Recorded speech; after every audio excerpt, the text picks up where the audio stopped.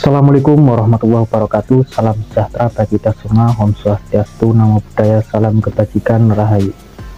Pada Jumat 23 Desember ini, saya akan menyajikan dua profil tokoh yang kemungkinan digadang-gadang akan bertarung di Pilpres 2024, yakni yang pertama ada Pak Anies dan juga Pak Ganjar Pranowo. Tetapi sebelumnya, mohon maaf, saya sambil merokok. Profil Pak Anies Baswedan, Anies Rashid Baswedan. Kita tahu beliau diusung sebagai calon presiden dari Partai Nasdem pada Senin 3 Oktober di kantor DPP Nasdem, Jalan RP Suroso, Gondang Dia, Jakarta Pusat. Lahir di Kuningan, Jawa Barat, 7 Mei 1969. Jadi usianya sekitar kurang lebih 53 tahun. Setelah menikah, Pak Anies melanjutkan S2 di salah satu universitas Amerika Serikat. Tapi sebelumnya, beliau pada tahun 1990-nya, beliau telah lulus Fakultas Ekonomi di Universitas Gadjah Mada. Beliau punya nama asli Anies Rashid Baswedan. Istri beliau bernama Ibu Ferry Farhati Ganis. Sederet kepemimpinan Ibu Farhati ini diantara lain ini pernah menjadi Ketua PKK DKI Jakarta, kemudian juga pernah menjadi Ketua Dewan Kerajinan Nasional Daerah Provinsi DKI Jakarta, pernah menjadi Bunda PAUD Provinsi DKI Jakarta. Kemudian jabatan yang disandang yang lainnya yaitu pernah menjadi penasehat Badan Kerjasama Organisasi Wanita Provinsi DKI Jakarta dan juga pernah menjadi penasehat Dharma Wanita Persatuan Provinsi Jakarta. Pak Anies dikaruniai 4 orang anak. Yang pertama ada Mbak Mutiara Anies Baswedan, Mas Mikael Aziz Baswedan, Kaisar Hakam Baswedan, Ismail Hakim Baswedan. Nah, pada Jumat 29 Juli 2022, Mbak Mutiara sudah menikah dengan Ali Saleh Al-Huraibi. Ali Saleh adalah seorang yang lulusan dari Fakultas Kedokteran UI. Ayah dan ibu daripada Pak Anies Rashid Baswedan yakni adalah bernama Rashid Baswedan dan Aliyah Rashid. Kedua adiknya adalah Ridwan Baswedan dan Abdillah Baswedan. Pak Anies tidak dibesarkan di Jakarta, namun dibesarkan di Yogyakarta. Makanya Pak Anies sekolah yang satunya itu di UGM, ya, sebelum beliau berangkat ke Amerika Serikat melanjutkan S2-nya.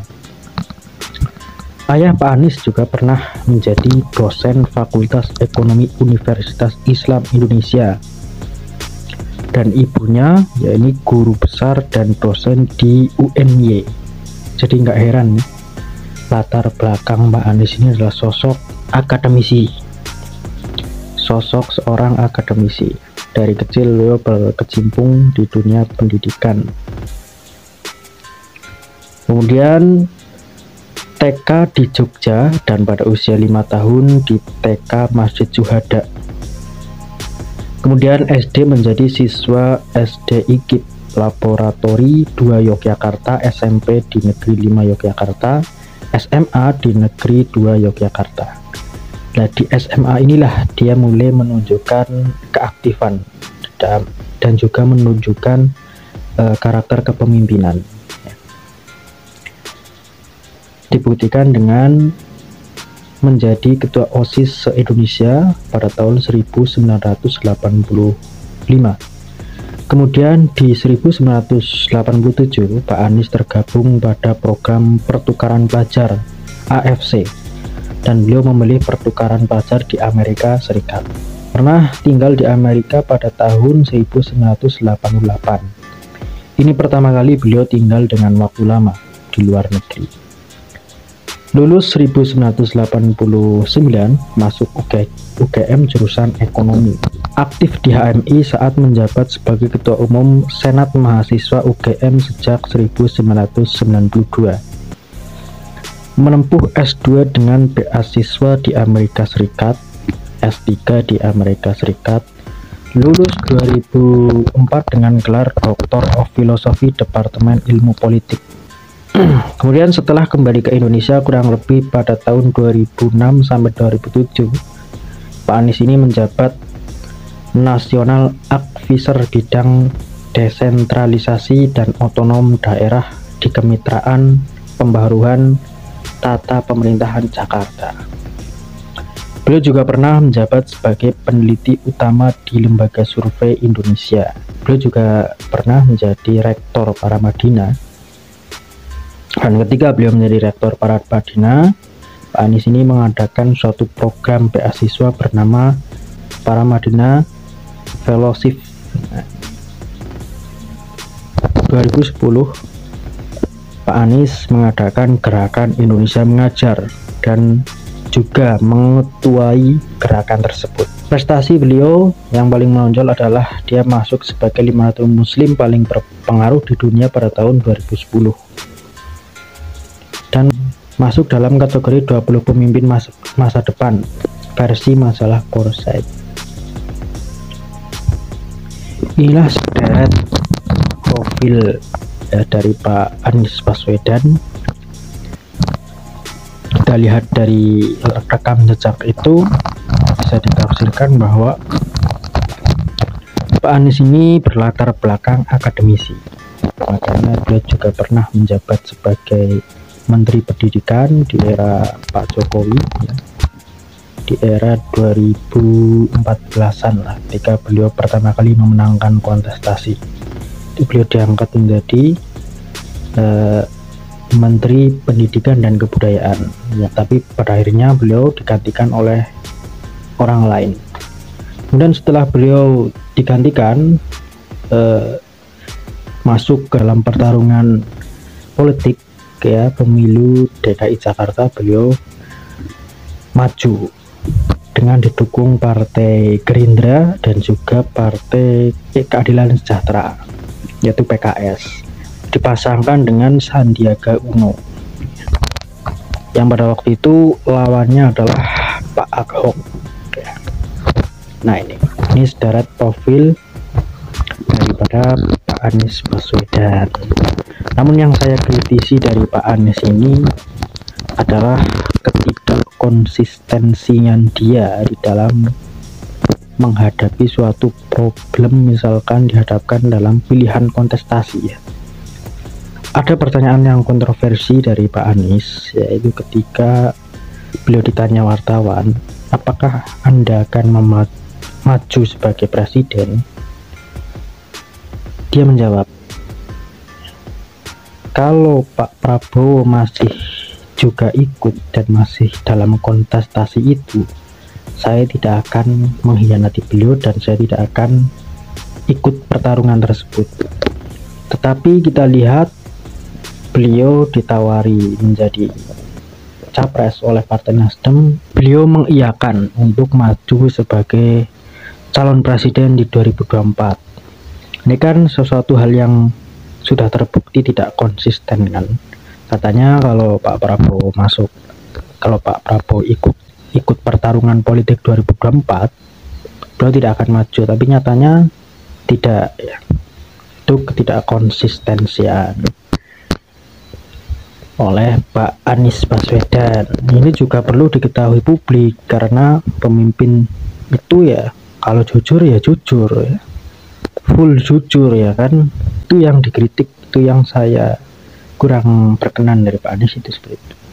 Kalau rekam jejak akademisi luar biasa, prestasinya juga luar biasa. Dari SMA juga pernah menjadi ketua OSIS seluruh Indonesia pada waktu itu. Tapi kan itu tadi, sebelumnya saya pernah mengatakan bahwa ketika Pak Anies ini mepet, ya, dihadapkan suatu yang mepet, pasti dia akan menghalalkan.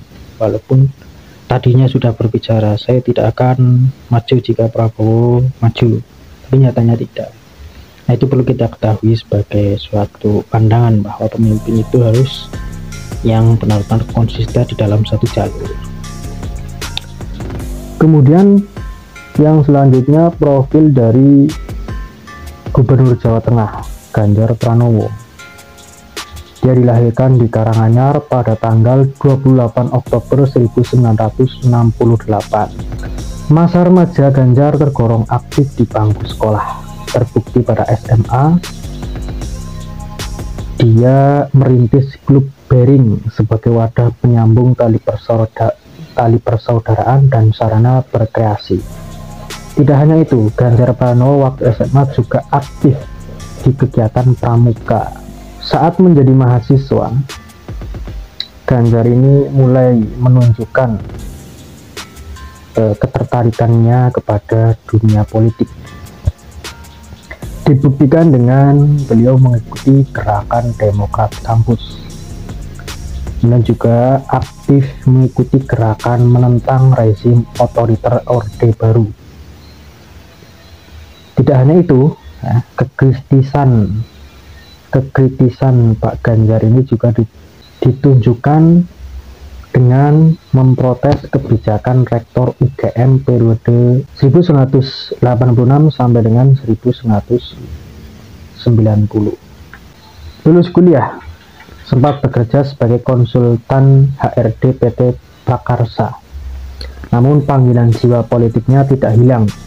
Ia pun masuk kepada Partai Demokrasi Indonesia Perjuangan, hingga pada akhirnya mengikuti pertarungan pemilihan anggota DPR.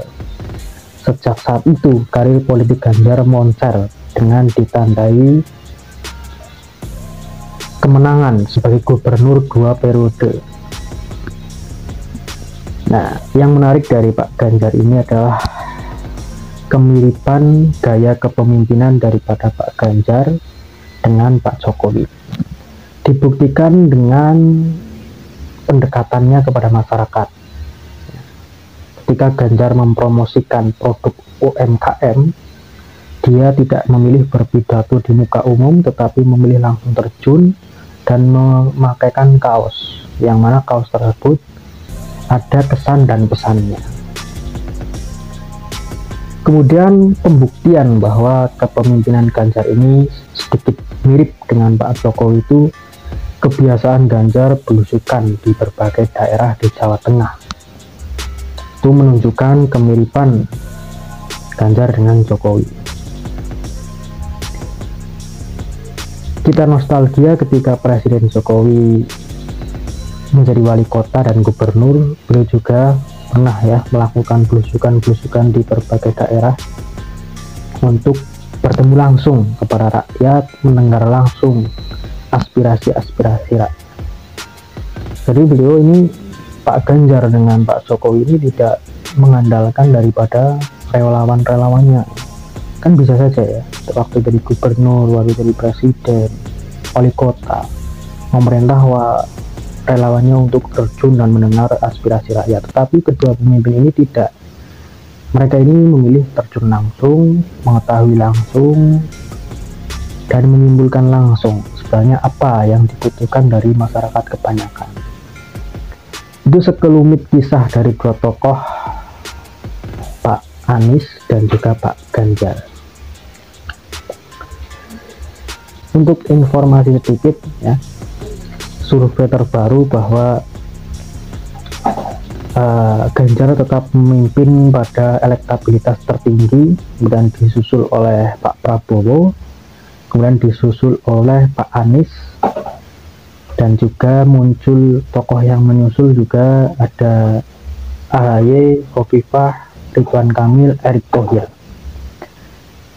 Nah, kembali ke Ganjar. Ganjar ini memegang suara tertinggi di Jawa Tengah, dan Prabowo memegang suara terbanyak di Banten.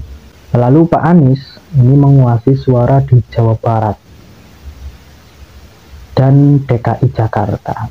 Kedua tokoh ini jika disatukan, ini akan menjadi kekuatan yang luar biasa, akan menguasai suara di Pulau Jawa. Pasalnya tadi Ganjar menguasai Jawa Tengah, Prabowo menguasai Banten. Namun kalau itu dipasangkan ya, tapi sampai sekarang belum adanya suara dari Ketua Umum Megawati bahwa ia memilih Pak Ganjar sebagai capres. Tapi kebanyakan survei itu memastikan bahwa nanti Ganjar akan yang dipilih oleh Ibu Mega. Tapi politik itu dinamis, semua bisa terjadi. Bisa saja pada akhirnya Bu Puan dipasangkan dengan Prabowo. Tapi sih ini kebanyakan dari kekuatan survei dan kekuatan dukungan yang terus mengalir, Ganjar masih tertinggi. Ganjar masih dalam wadah dukungan rakyat kebanyakan. Ada Papua juga banyak sekali daerah-daerah yang menyalurkan dukungannya kepada Ganjar Pranowo. Mungkin itu sekelumit kisah dari perjalanan kedua tokoh ini. Saksikan di segmen berikutnya. Terima kasih. Wassalamualaikum warahmatullahi wabarakatuh.